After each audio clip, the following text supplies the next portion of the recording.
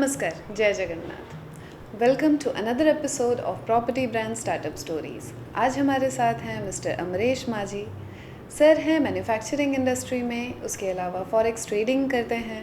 And आइए जानते हैं और इन्फॉर्मेशन लेते हैं उनसे फॉरेक्स ट्रेडिंग के बारे में, क्या चैलेंजेस हैं इन बिजनेसेस के, कैसे उन्होंने अपने चैलेंजेस को फेस किया, कैसे ओवरकम किया और क्या हम और सीख सकते हैं उनसे। आइए बात करते हैं उनसे। नमस्कार sir, welcome to the show. नमस्ते, जय जगन्नाथ। Thank you. तो सर, जैसा हम जानते हैं मैन्युफैक्चरिंग एक बहुत ट्रेडिशनल बिजनेस में आता है एंड आप एफएमसीजी के प्रोडक्ट्स के मैन्युफैक्चरिंग में रहे हैं। उसके अलावा अभी हम फॉरेक्स ट्रेडिंग की बात कर रहे हैं, तो it's a new business segment entirely, और इंडिया में तो काफ़ी ही नया है, हम जान सकते हैं। मतलब पुराने कुछ बीते सालों में ही स्टार्ट हुआ है।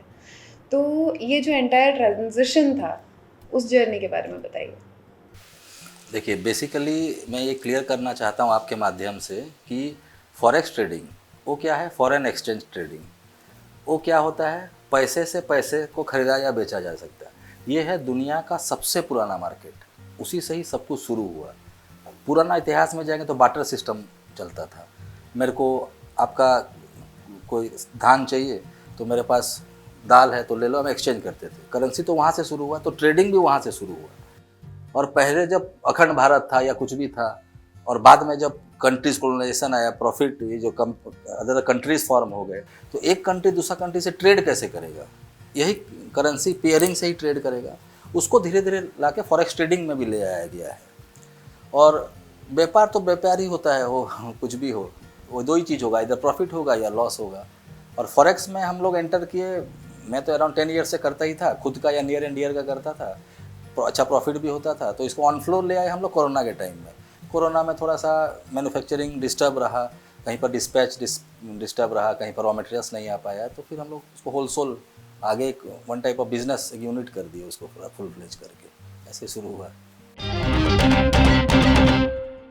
तो जब कोरोना के पीरियड में आपने इस बिज़नेस को कम्प्लीटली फुल फ्लेजेड बिज़नेस बनाया, तो क्या-क्या नए चैलेंजेस आए लोगों से बात करने में, लोगों से इन्वेस्ट कराने में? How was the entire thing? देखिए, मेन तो होता है भरोसा। लोग तो स्टार्टिंग में भरोसा नहीं करते थे, तो हम बस यही बोलते थे कि कम से स्टार्ट करिए, जानिए चीज़ों को क्या है। और भरोसा नहीं करने का कारण क्या था, लैक ऑफ नॉलेज, और कुछ भी नहीं। जैसे आप बोल रहे थे अभी थोड़ा देर पहले कि फॉरेक्स एक नया चीज़ है। नया नहीं है, सबसे पुराना है। उससे पहले व्यापार ही नहीं था, बिजनेस ही नहीं था। करेंसी नहीं होगा तो बिजनेस कहाँ से होगा, खरीदेंगे बेचेंगे क्या। और मैन्युफैक्चरिंग में क्या होता है, हम कोई फिजिकल गुड्स बनाते हैं, उसको बेचते हैं। और फॉरेक्स हो, स्टॉक्स हो, क्रिप्टो हो, इसमें क्या है, वर्चुअल ट्रेडिंग चल रहा है। ट्रेडिंग तो दोनों में ही चल रहा है। कुछ चीज़ खरीदोगे और बेचोगे तो आइदर प्रॉफिट होगा, नहीं तो लॉस होगा। पूरा बिजनेस, पूरा इकोनॉमिक्स, मैक्रो माइक्रो कुछ भी बोल लो, बेस तो यही है। वो पढ़ाई का भी हो या कुछ का भी हो, बेस तो वही है, प्रॉफिट या लॉस। और तो कुछ भी नहीं हो सकता। और कुछ हो सकता है क्या, बेस तो वही है, वहाँ से सब कुछ स्टार्ट होता है। कितने कम अमाउंट से हम फॉरेक्स ट्रेडिंग स्टार्ट कर सकते हैं? और $50 $50, इसका मतलब होता है ऑलमोस्ट 5000 रुपीज़। एंड मेरा दूसरा सवाल ये है कि कितना सेफ है फॉरेक्स ट्रेडिंग में इन्वेस्ट करना? देखिए, ट्रेडिंग, फॉरेक्स ट्रेडिंग अगर बात करें तो आप दो तरह से कर सकते हैं। इधर खुद करेंगे, बहुत बड़ा रॉकेट साइंस नहीं है। 10 दिन आप भी खुद भी डेमो अकाउंट भी करोगे तो जान जाओगे, बहुत बड़ा चीज़ नहीं है कि हम भी बहुत ज्ञान लेकर के नहीं आए हैं। करते करते, एक्सपीरियंस गेन करते करते बहुत कुछ पता चला है। थोड़ा एक्वेंटेड रहिएगा न्यूज़ के साथ, वर्ल्ड वाइड हो क्या रहा है, उतने में आप ट्रेडिंग कर लोगे। दूसरा क्या है, इसमें टाइम बहुत देना पड़ता है, और इसके पास टाइम नहीं है। वो हम जैसों के पास आएंगे या फिर रोबोट लेंगे, जैसे हम भी एआई टेक्नोलॉजी से ही करते हैं, हम पूरा टाइम नहीं दे सकते। रोबोट हमारे बिहार में ट्रेड करता है। रोबोट का काम क्या है, वो नॉर्मल मैथमेटिक्स में जाता है, इतना अप या इतना डाउन गया तो कट करेगा। वो कुछ न्यूज़ रीड कर पाता है, लेकिन उसको एक तो बैक सपोर्ट चाहिए एक्सपीरियंस ट्रेडर लोग का, कि फोर्सिबली स्टॉप कर दे, मार्केट इधर उधर चला जा रहा है तो फोर्सिबली स्टॉप करे। तो दो तरह से कर सकते हैं, खुद भी कर सकते हैं, सपोर्ट से भी कर सकते हैं। तो it is always better to go through an expert. उससे आपके एक्सपीरियंस का ऑफ कोर्स सबको एडवांटेज मिलता है। इसमें प्रॉफिट कैसे कैलकुलेट होता है? किस तरीके से मुझे रिटर्न्स आएंगे या किसी को रिटर्न्स आएंगे? आज मैं 10 स्टॉक रिलायंस का लिया या कमोडिटी उस हिसाब से खरीदा। अगर बाय कर रहा हूँ अप में तो प्रॉफिट हुआ, डाउन हुआ तो लॉस है, और vice versa is also true. लेकिन करेंसी में ऐसे नहीं होता। करेंसी में सोचिए, आज आप देख रहे होगे 81 रुपीज़ 4578 डॉलर का प्राइस है, एग्जाम्पल दे रहा हूँ। तो डेसिमल के बाद जो 8th फिगर है, 4th फिगर जो है, हमारे केस में जो 8 हो गया, जो वो 8 अगर 9 हुआ तो उसको हम लोग बोलते हैं 1 पिप इंक्रीज़ किया। 8 अगर 7 हुआ तो 1 पिप डिक्रीज़ किया।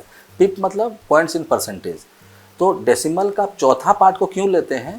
क्योंकि हमेशा याद रखिएगा, दुनिया का कुछ भी कमोडिटी हो, स्टॉक हो, कुछ भी हो, ओवरनाइट बढ़ सकता है, ओवरनाइट गिर सकता है।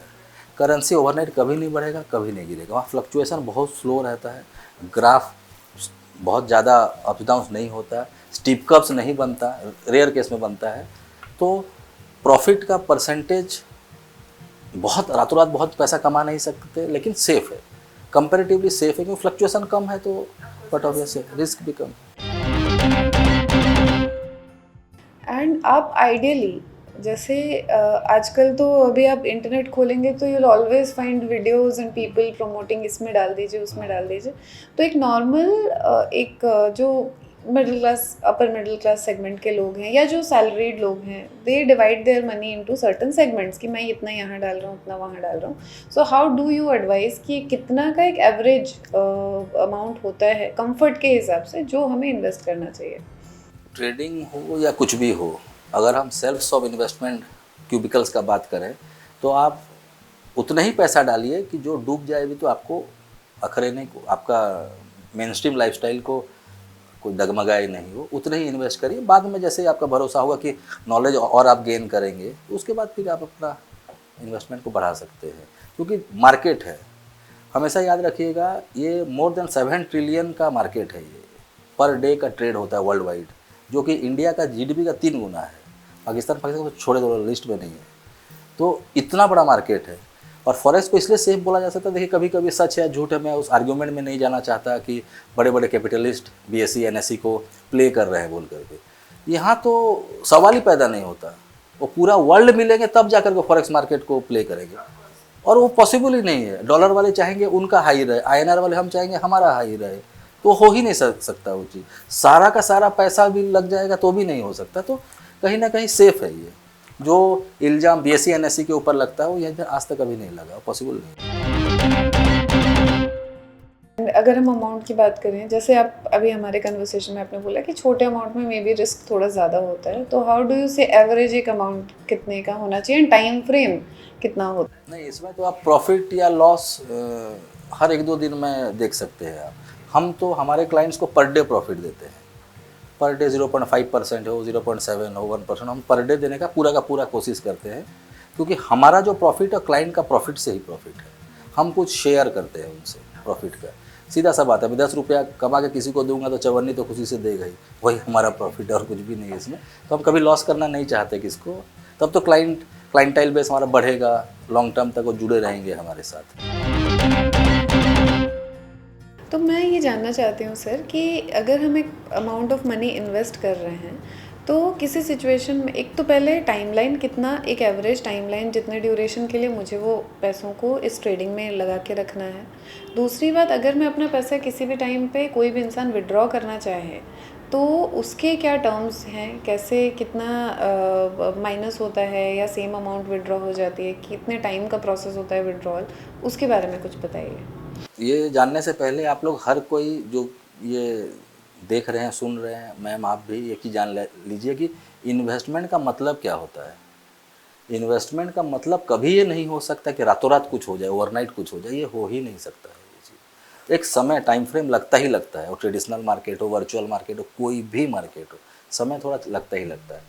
बाकी अगर फॉरेक्स ट्रेडिंग स्पेसिफिकली अगर बात करें तो आपका अप जा रहा है।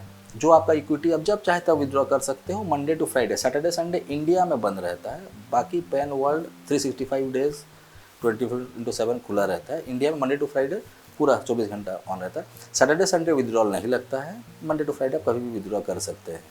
और प्रॉफिट का बात करें तो हमारा टारगेट रहता है 0.5 to 1% भी अगर हम पर डे दे दिए तो इनफ है। हम दे रहे हैं, लास्ट 3-4 ईयर से हम दे रहे हैं।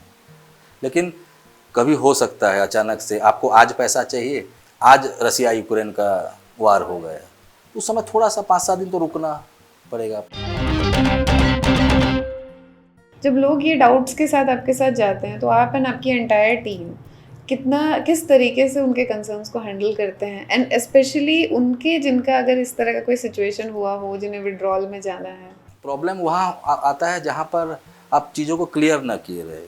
सब कुछ पहले से सब कुछ पता होना चाहिए कि आप इन्वेस्टमेंट कर रहे हैं तो आपको वेट करना है, थोड़ा समय तो आपको रुकना ही पड़ेगा। कुछ भी हो गया, आप सोचो आपने एक जगह पे इन्वेस्ट कर दिया पैसा, आप घर बैठे हुए हो, 10-15% प्रॉफिट एंजॉय कर रहे हो, तो उसके एवज में आप कर क्या रहे हो? आप तो कर तो कुछ नहीं रहे हो। आपके बिहाफ में एक टीम हो, AI टेक्नोलॉजी हो, कोई वो ट्रेड करके दे रहा है आपको। लेकिन कहीं भी अगर एक हैंकी पेंकी सिचुएशन पैन वर्ल्ड अगर होता है तो थोड़ा रुकना चाहिए आप लोग को। और ये कोई टैक्स बेनिफिट वाला प्लान तो नहीं जो लॉक इन पीरियड रहेगा, ऐसा कुछ नहीं।